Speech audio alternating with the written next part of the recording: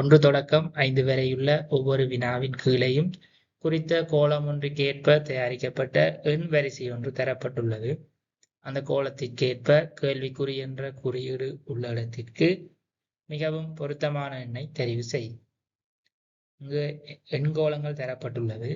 இந்த எண்கோளங்களை நாம் முதலில் செய்வதற்கு முன்னர் இந்த எண்கோளங்கள் ஏறு வரிசையில் அமைந்துள்ள விதங்கள் அல்லது இறங்கு வரிசையில் அமைந்துள்ளதா, இந்த எண்கோளங்களுக்கு இடையிலான வித்தியாசங்கள் கூட்டலாக உள்ளதா, கழித்தலாக உள்ளதா, பெருக்கலாக உள்ளதா என்பதை நாம் முதலில் அவதானிக்க வேண்டும். பின்னரே நாம் என்ன செய்ய வேண்டும், இந்த எண்கோளங்களுக்குரிய விடையினை செய்ய வேண்டும். முதலாவது நாங்கள் பார்ப்போம். இதுல முதலாவது கேள்வியை பாருங்கள்.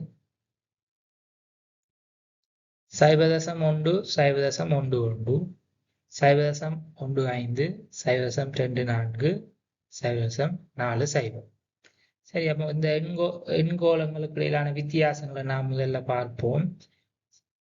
முதலாவது எண்ணுக்கு இடையில 0.01, இரண்டாவது எண்ணுக்கு இடையிலான வித்தியாசம் 0.04, மூன்றாவது எண்ணுக்கு இடையிலான வித்தியாசம் 0.09. அடுத்த எண்ணுக்கு இடையிலான வித்தியாசத்தை பார்த்தீங்கன்னு சொன்னா 0.16. இந்த வித்தியாசங்களை பார்ப்போமானால் இது வர்க்க எண்களாக வருது. 1 வர்க்கம், 2 வர்க்கம், 3 வர்க்கம், 4 வர்க்கம். அடுத்த எண்ணுக்கு இடையிலான வித்தியாசம் எவ்வாறு வரணும்? 5 வர்க்கம். 5 வர்க்கம் எவ்வாறு எழுதலாம்? 0.25.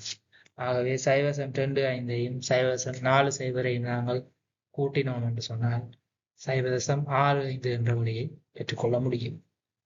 இரண்டாவது கேள்வியை பார்ப்போம்.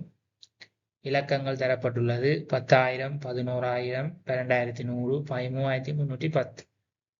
முதலாவது 10,000 10 வீதம் சேர்க்கப்பட்டு அடுத்த இலக்கம் தரப்பட்டுள்ளது. 10,000 10 வீதம் பார்த்தோம்னு சொன்னா 1000. அதை கூட்டினோம்னா 11,000 அடுத்த இலக்கமாக காணும். இவ்வாறு ஒவ்வொரு இலக்கத்தின் 10 வீதம் சேர்க்கப்பட்டு அதற்கு அடுத்த இலக்கம் பெறப்பட்டுள்ளது. இறுதியாக நாங்கள் இதுல 13,310 காணப்படுகின்றது. அப்ப அதுக்கு நாங்கள் 10 வீதத்தை நாங்கள் பார்ப்போமானால் உங்களுக்கு 1,331 கிடைக்க போகின்றது. ஆகவே அதை நாம் கூட்டினோம் என்று சொன்னால் 13,310 1,331 கூட்ட போறோம். 1 4 6 4 9 14,641 நாங்கள் இரண்டாவது விடையை தெரிவு செய்து கொள்ள முடியும்.